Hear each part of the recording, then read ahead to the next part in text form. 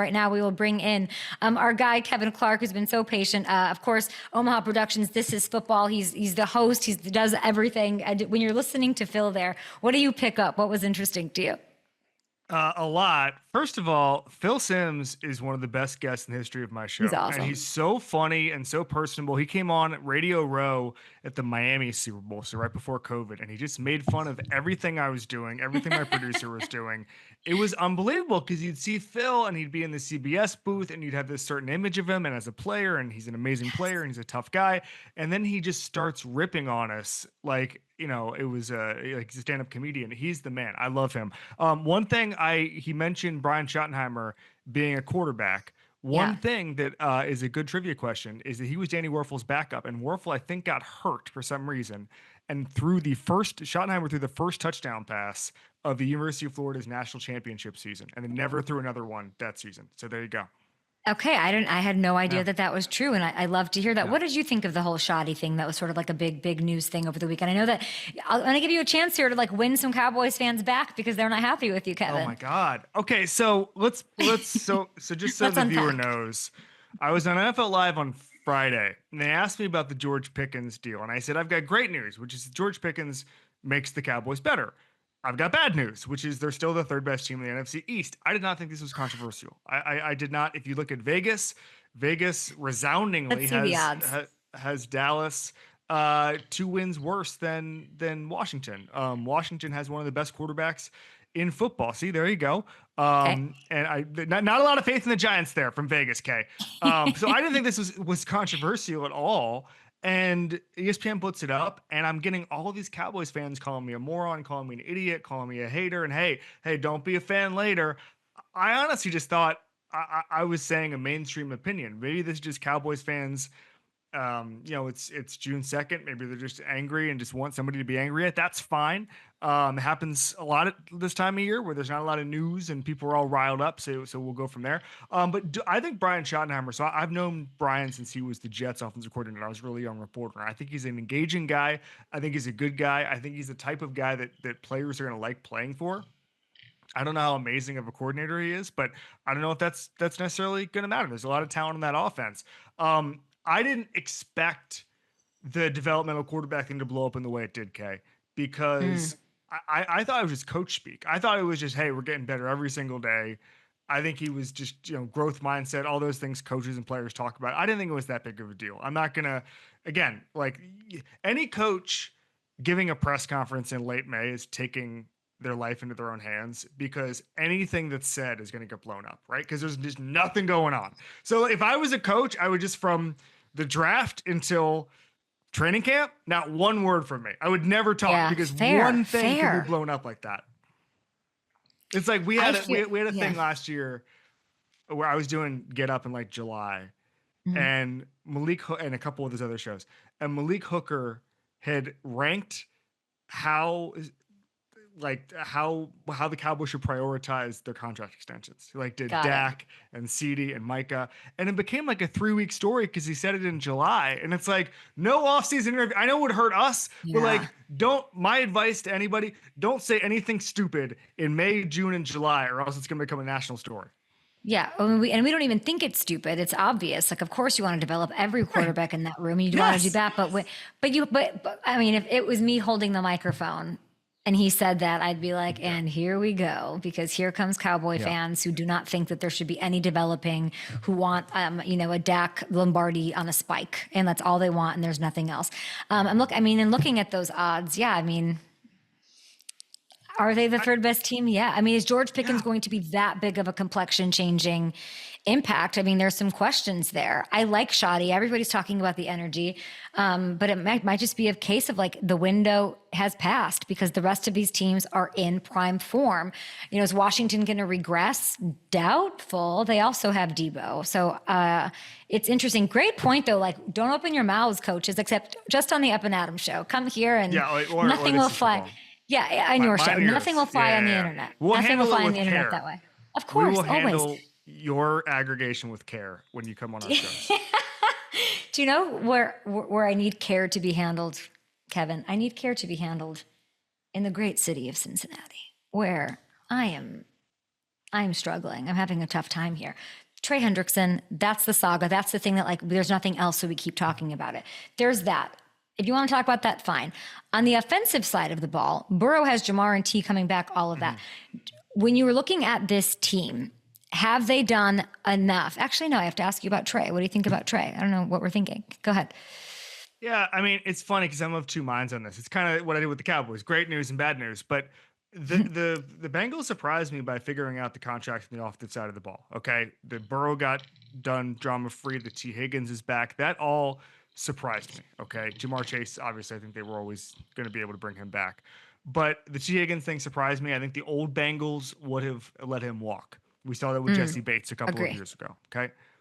But all the other teams that are in that end of the pool, Buffalo, Baltimore, Kansas City, obviously, they retain their superstars with very, very little drama. Okay. Very, very little drama. Chris Jones being the rare exception where it went into the season and they had to, he was sitting in the stands for week 1 and all that stuff. That stuff happens, but it got resolved. Okay. The Bengals need to do a better job of making sure their core is taken care of, making the moves that augment, frankly, a franchise quarterback. Because I look at those 4 teams and I say Joe Burrow is on that level of quarterback, and he has by far the worst ownership situation, by far the worst spending situation of those groups. And I just don't know where the edge is. What you're depending, the old saying, hope is not a strategy. No. What you're depending on is Joe Burrow being so good he papers over every other part of the franchise. And we saw last year that's simply not enough. The defense had to be better. I don't think Lou Anarumo was the problem last year. I think that the charitable case is Al Golden coming from college is going to be better at developing young players because he understands it more than Lou Anarumo. Maybe some of those draft picks hit.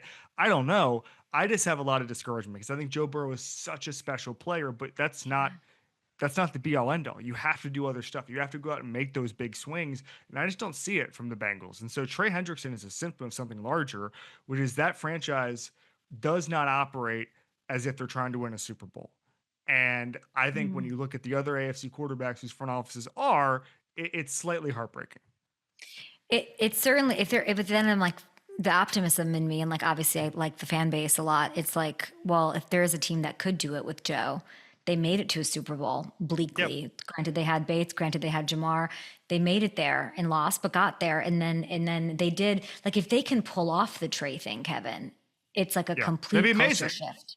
I know. I would just wish it love would have to be happened because there's proven wrong. collateral damage. But like, if you guys could have done Jamar T, I think T was walking around that joint thinking I'm out after the. I don't think he thought he was staying there. So that was like, for me, I was like jumping on my couch. Like, how is this happening? This is happening. So if they are able to get the Trey thing done, that is like, that's something that not a lot of teams can do to keep that many superstars. Guy had 17 and a half sacks in multiple seasons and all that. Yeah, it's almost like a have they done enough thing. It's tough. And then there's a Zach Taylor question as far as coaches in that division and so on. It's true. Like, is he, can he take them there? There's a proof of concept with Zach. I was proven wrong on Zach, frankly, the Super Bowl year. I didn't think Zach was the coach to meet the moment, and he proved me wrong. And frankly, again, it goes back to the defensive side of the ball. Zach is an offensive coach. I think there's a lot that goes on there. They didn't have a talent edge last year, especially on the defensive side of the ball. I think Zach's a pretty good coach. I think the biggest thing for me, Kay, with Zach is Joe Burrow was a culture-changing quarterback, and not every coach would have let him change the culture. I think the way they worked with him to build that playbook, which had some LSU stuff and some Cincinnati stuff, some old school McVay stuff, like the way they built that, the way they empowered Joe, I think it was really special. And I don't think Zach and Brian Callahan got the credit they deserved for that in the first couple years of Burrow. Great point. And so I am actually maybe higher on Zach than maybe the consensus in the media. But again, it just goes back to the talent with me. The draft picks haven't been hitting the last couple of years. The defensive side of the ball, the offensive line, it just isn't where it needs to be to win a Super Bowl. And I don't think, unfortunately, I think Joe Burrow had a really good case to be the MVP of the league. But the problem is you've got guys who are as good as Burrow who have more talented rosters around them. And I don't know how you bridge that gap. And I know maybe it's being superhuman in the fourth quarter and all that stuff. And we've seen that before. Some of the stuff he's able to do with T and Jamar and even some of the younger. See, I think receivers, other it's almost teams, I think like supernatural. I'm trying to think of other teams. They're like, no, you have Jamar and T. Like what? No, I know, Like, but there's 53 I know. guys you It's the need there. defense. You need and the defense. It's the defense. Yes, it's the Right. defense. So you and have it's the to offensive play line. Trey. They were 25th. They were Yes. bottom 7 in like every important category. You Trey have to find a Hendrickson- way to get it done. Yeah. Trey Hendrickson was not. 48% of their sacks last year were Trey Hendrickson. 48%. But people, How do you play and then games Bengals, with that? I don't know, but Bengals fans will say, well, we still like didn't make it to, we didn't make it far. So like, why pay him? It can't just be one person. And it's like, then why pay Joe Burrow? Like, what are you talking? Why pay Jamar Chase because he got all those catches and yards? But like, you guys didn't. It doesn't make. It's a very tough thing. But they need to get it done, and we need to stop pretending that there's not this collateral damage when it comes to functionality of an organization. You heard Jamar in his own words at OTA say, "I started the season." Hard to believe, Mr. Triple Crown. He starts the season not mentally all there, and if you look at the numbers, he didn't have like the best thing out the gate. We need to be hot out the gate against the Jags at home, and you can't have Trey not mentally ready to start the season. It's just freaking true. I almost swore. All right, so a couple things in that. He got better each month of the season with quarterback rating. Yeah. But in September, his quarterback rating was still 105, which is really good. They should have started better. Everybody should have been ready to go. To me, the mentally ready thing. So I talked to him about this maybe 3 or 4 years ago. Who, Joe or Jamar? Joe. And but what I talked to Joe Burrow about this like 3 or 4 years ago. Whenever he had the year after the ACL. And what I think is the most important thing with those guys is they're such feel players. They're almost like golfers, where Joe and Jamar, they are almost supernatural together with themselves, and they're able to like know where the ball is going and how to play it and all that stuff. And what you need is tons of reps, and you need to be ready for the season. And so the fact that Jamar wasn't in camp doing all the stuff, doing all the OTAs, I think was only going to hurt them. And that's why you settle your contract drama. The Cowboys don't settle their contract drama either. And they have these lingering problems that end up hurting them down the road. But yeah, it makes a ton of sense that Jamar and Joe's chemistry wouldn't be where it had to be in week 1, because they're just like, they're like basketball players, but they know where the ball is going. And I think that type of situation needs to be handled with care when you're talking about the contract stuff. You have to know your team so well that you say, listen, Jamar Chase and Joe Burrow need a training camp. They need 25 days of reps where they're able to go, and then all of a sudden you start the season hot. If you do this contract drama and you play everything out, you will pay the consequences. Not just the Bengals. That's every team. That's the Cowboys. We always see it.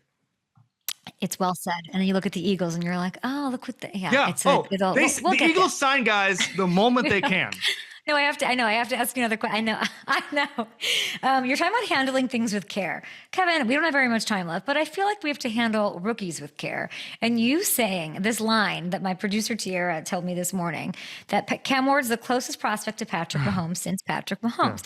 Yeah. Is that not irresponsible to put that pressure on a rookie? Like, what are our realistic expectations in a minute or less on Mr. Cam Ward, where he does not have a Travis Kelce, Andy Reid, or Tyreek Hill, and he didn't sit behind Alex Smith? Go. I qualified that. I mentioned all of those things. As a prospect, he has Mahomes' ability to see the field every place, and all of his flaws and mistakes were him trying to do too much, which is exactly what Mahomes was doing. It's that he put the franchise on his back and said, I gotta throw this 60-yard crossbody thing. They end up getting interceptions. Very similar to Mahomes. Okay. I could do an hour on Cam Ward, but I'll say this just very simply. I think he can do the extraordinary, the Superman, and I think he can do the very easy, the Clark Kent. I think he can find guys on tight ends on the RPO and just hit them really quickly. I also think he can buy 30 seconds, go behind the line of scrimmage, and hit guys like Patrick Mahomes was able to. I don't think it's going to be year one. Tyler Lockett, but I'm buying all the stock. Calvin Ridley. All the stock. Calvin Ridley. All the stock. Walk off. Offensive Rookie of the Year, yes? Yes. I love this. Go Cam Ward. Thank you, Kevin Clark. Go listen to This Is Football. You're the actual best. And I love that jacket. I could have been an hour on the jacket. Thanks, pal.